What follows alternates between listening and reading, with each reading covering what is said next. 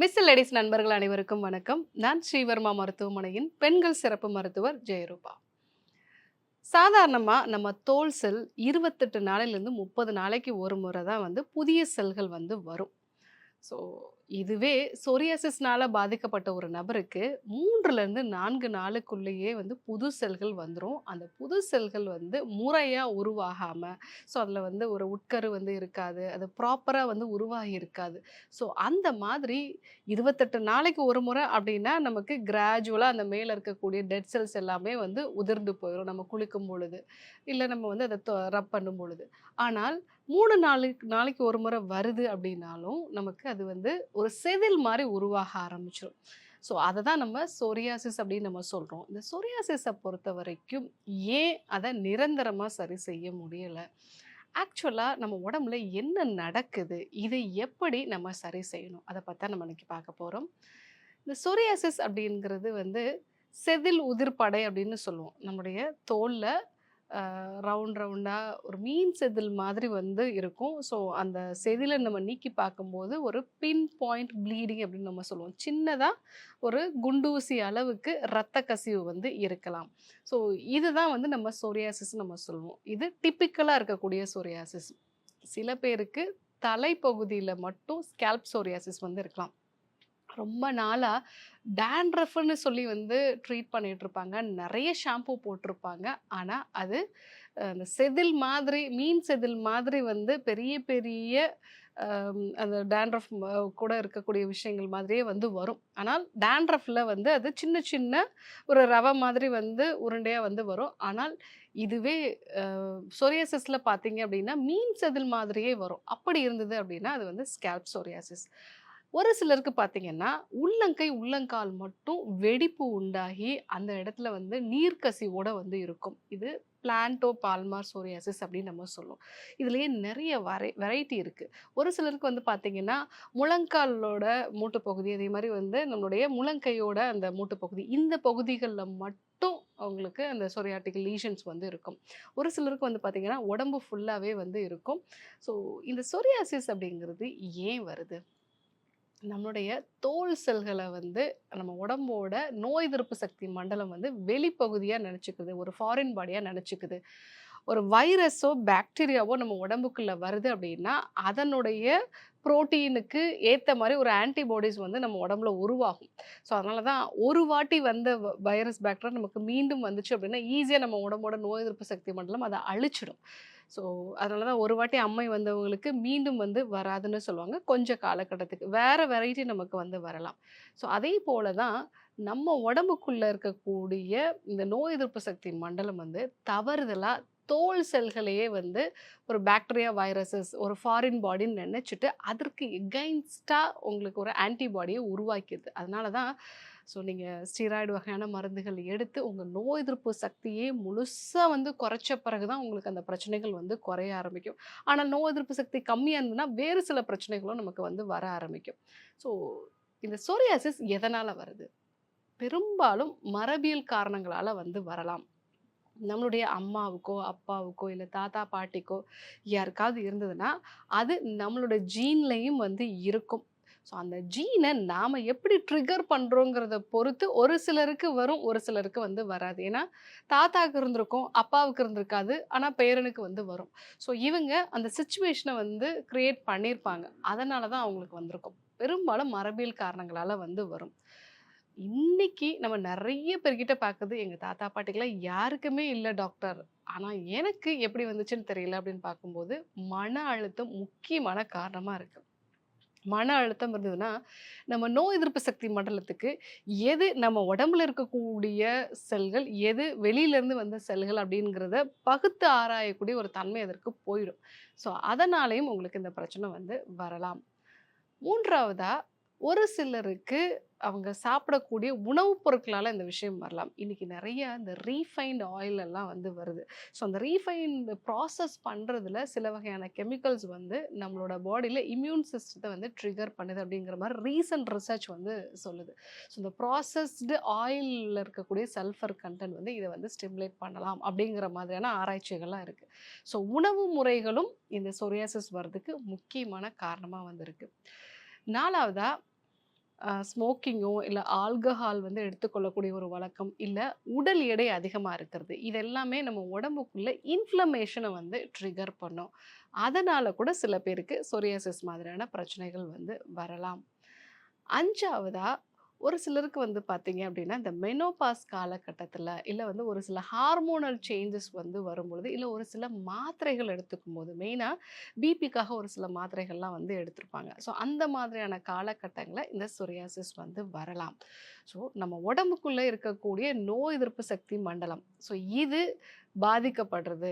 இது நமக்கு வெளியில நெறைய கோல்டு அதாவது நமக்கு வெதர் வந்து ரொம்ப கோல்டா இருக்கு. இல்ல வந்து நாம ரொம்ப ஸ்ட்ரெஸ்ஸா இருக்கோம். நம்ம சாப்பிடக்கூடிய உணவு முறைகள் வந்து நம்ம உடலுக்கு செட் ஆகல.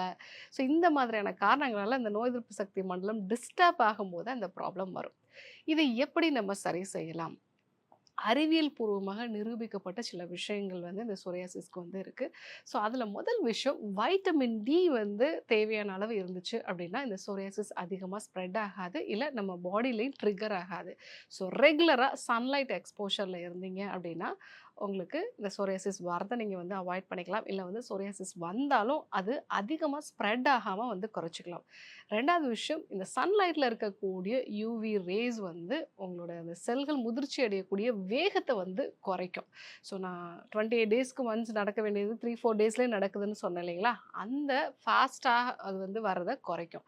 ஸோ சன்லைட் எக்ஸ்போஷர்ங்கிறது ரொம்பவே அவசியம். 2வது மஞ்சள். ஸோ இந்த மஞ்சள் அறிவியல் பூர்வமாக நிரூபிக்கப்பட்டிருக்கு.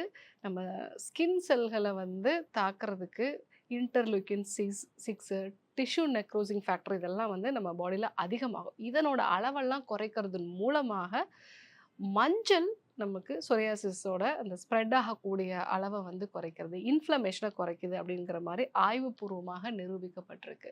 ஸோ மஞ்சள், மிளகு அது கூட வந்து ஏதாவது ஒரு ஃபேட் வந்து நம்ம சேர்த்துக்கணும். ஒரு கோகனட் ஆயிலோ, இல்ல கீயோ சேர்த்து நம்ம வந்து எடுத்துக்கலாம். ஸோ அப்படி எடுத்துக்கும்போது சொரியாசிஸோட அந்த ஸ்ப்ரெட் வந்து நமக்கு குறையும். இன்ஃப்ளமேஷனும் வந்து நமக்கு குறையும். 3வதா அவுரி. அதாவது அ நீலி அப்படின்னு நம்ம வந்து சொல்லுவோம். இண்டிகோ அப்படிங்கிற ஒரு பேர்ல வந்து நம்ம சொல்லுவோம். ஸோ இதுவும் அம் நமக்கு அந்த சொரியாசிஸோட ஸ்ப்ரெட்ட வந்து குறைக்கும். இது எப்படி தயாரிக்கிறது அப்படின்னா, தேங்காய் எண்ணெய் வந்து எடுத்துக்கோங்க. அது கூட வந்து திரிஃபலா. திரிஃபலா வந்து இப்ப நீங்க ஒரு 100 எம்எல் அளவுக்கு தேங்காய் எண்ணெய் எடுத்திருக்கீங்க அப்படின்னா, ஒரு 20 கிராம் வந்து நீங்க திரிஃபலா சூர்ணம் வந்து எடுத்துக்கலாம். அத வந்து இந்த தேங்காய் எண்ணெயோட மிக்ஸ் பண்ணிடுங்க. அதேபோல ஒரு கைப்பிடி அளவுக்கு இந்த அவரியோட இலைகள வந்து அதில போட்டுட்டு, சூரிய வெளிச்சத்தில 7 நாள் வரைக்கும் நீங்க வச்சுருங்க. ஸோ அந்த இலையெல்லாம் நல்லா வந்து முறுக்கு மாரி வந்து ஆயிரும். ஸோ அந்த மாரி ஆன பிறகு எடுத்து நீங்க வடிச்சு வச்சுட்டு, அத நீங்க வந்து தலையில தேய்ச்சுட்டு வரீங்க, இல்ல உங்களோட ஸ்கின்ல நீங்க அப்ளை பண்ணிட்டே வரீங்க அப்டின்னா, இந்த சொரியாசிஸோட அளவு வந்து குறைய ஆரம்பிக்கும். ஸோ திரிஃபலா அது கூட நீலி சேர்ந்த இந்த தைலம் வந்து நீங்க யூஸ் பண்ணும்போது, உங்களுக்கு சொரியாசிஸோட இந்த ஸ்ப்ரெட் ஆகுறது, அதில இருக்கக்கூடிய இன்ஃப்ளமேஷன் வந்து குறையும்.